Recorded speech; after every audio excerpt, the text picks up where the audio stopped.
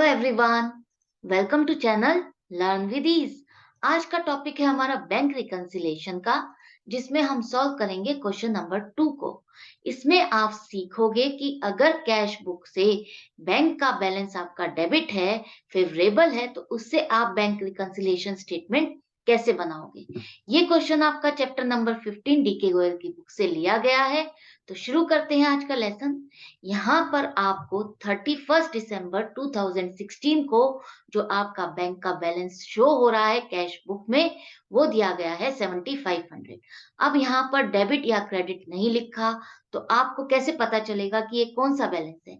जब कुछ भी नहीं लिखा तो आपको क्या लेके चलना है, आपको लेके चलना है डेबिट बैलेंस, फेवरेबल बैलेंस। तो हम ये लेके चलेंगे कि ये कैश बुक में आपका बैंक का बैलेंस डेबिट है, फेवरेबल है। अब कुछ ट्रांजैक्शंस बताई गई हैं जिनकी वजह से आपके बैंक के बैलेंस में और जो स्टेटमेंट में जो बैंक का बैलेंस शो हो रहा है, उन दोनों में डिफरेंस आ रहा है। तो ये हम सॉर्ट आउट करेंगे, इनके नेचर के अकॉर्डिंग, इनके इफेक्ट के अकॉर्डिंग हम इनको लिखेंगे। अब आपको जो बैंक रिकंसिलिएशन स्टेटमेंट बनानी है, वो 31 दिसंबर 2016 को बनानी है। मतलब कि आपको जो बैंक का बैलेंस बताना है बैंक स्टेटमेंट के अकॉर्डिंग, वो बताना है 31 दिसंबर 2016 वाला। तो किस तरह से एसरटेन करोगे, किस तरह से फाइंड करोगे, वो मैं बताती हूँ आपको। पहले आप ये फॉर्मेट बनाओगे जो कि मैं लास्ट वीडियो में आपको समझा चुकी हूँ। ऊपर लिखोगे डेट 31 दिसंबर 2016, क्योंकि हम इसी डेट को ये बना रहे हैं। उसके बाद पर्टिकुलर्स में वो आइटम हम लिखते जाएंगे जो हम लिखना चाहते हैं, जो ट्रांजैक्शंस जिसकी वजह से डिफरेंस आ रहा है। अब पहला है आ रहा है आपका कैश का बैलेंस, जो कि डेबिट है। वो हम लिखेंगे पर्टिकुलर्स में यहाँ पर debit balance as per cash book. इसका मतलब है ये फेवरेबल बैलेंस है, और जो यहाँ पर बैलेंस लिखा जाता है, ये वो बैलेंस होता है जिसमें आप चेंजेस करोगे कौन से बैलेंस तक पहुंचने के लिए, जो पासबुक में या जो बैंक स्टेटमेंट में आपका बैंक का बैलेंस आ रहा है, उस बैलेंस तक पहुंचने के लिए आप इस बैलेंस में चेंज करोगे। तो यहाँ जो ऊपर बैलेंस आ रहा है आपका डेबिट बैलेंस है, फेवरेबल बैलेंस है बैंक का। बैंक में आपके अमाउंट स्टैंड कर रही है, प्लस है, पॉजिटिव है, तो यहाँ प्लस के कॉलम में लिखोगे। अब नेक्स्ट ट्रांजैक्शन आ रही है। यहाँ पर आपने कुछ चेक हैं जो बैंक में जमा करने के लिए भेजे थे, वो है 500 रुपए और 700 रुपए के। लेकिन वो बैंक ने 2 जनवरी तक आपके क्रेडिट नहीं किए का मतलब है जमा ही नहीं किए हैं। वहां बैंक का बैलेंस ही नहीं बढ़ा है, और आप सोच रहे हो आपने अपनी कैश बुक में एंट्री कर दी है, आपने एंट्री करके बैंक का बैलेंस बढ़ा दिया है। तो आपको अगर बैंक के बैलेंस के अकॉर्डिंग, पासबुक के अकॉर्डिंग चेंजेस करने हैं, तो आप क्या करोगे? आप पासबुक के अगर अकॉर्डिंग अगर करोगे तो क्या करोगे? माइनस करोगे। क्यों? क्योंकि बैंक ने ये अमाउंट जमा नहीं की है, आपका बैंक का बैलेंस नहीं बढ़ा है पासबुक में, तो इसलिए हम कैश बुक में भी इसको माइनस करेंगे, डिडक्ट करेंगे।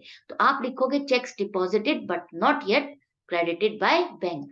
तो माइनस के कॉलम में लिखोगे आप 1200 रुपए, दोनों को ऐड करके लिखोगे आप। नेक्स्ट ट्रांजैक्शन है आपकी, यहाँ पर 3 चेक है, 600 रुपए, 800 रुपए और 1200 रुपए के, जो कि आपने कोई पेमेंट करनी थी उसके लिए इश्यू किए। लेकिन वो चेक आपने 28 दिसंबर को इश्यू किए थे, लेकिन वो चेक 3 जनवरी तक बैंक में प्रेजेंट नहीं हुए, क्लियर नहीं हुए।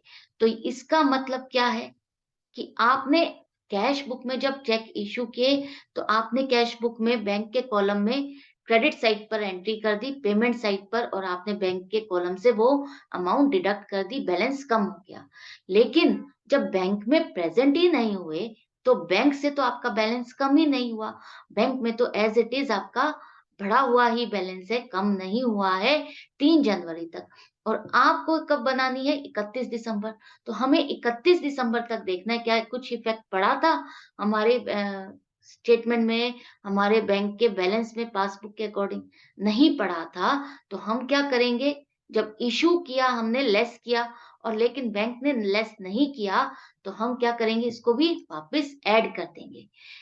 Checks issued but not yet presented for payment, ये लिखोगे और प्लस के कॉलम में लिखोगे 2600 रुपए। कैसे? इन तीनों चेक को ऐड करके जो अमाउंट आएगी 2600 रुपए, वो आप यहाँ पर लिखोगे। नेक्स्ट है, जो बैंक से पासबुक आपको मिली, आपने उसमें देखा कि 125 रुपए बैंक ने क्रेडिट किए हुए हैं बैंक इंटरेस्ट लिख करके। इसका मतलब है कि बैंक ने आपको इंटरेस्ट दिया है, इनकम हुई है, जो कि आपने अपनी कैश बुक में एंटर नहीं की।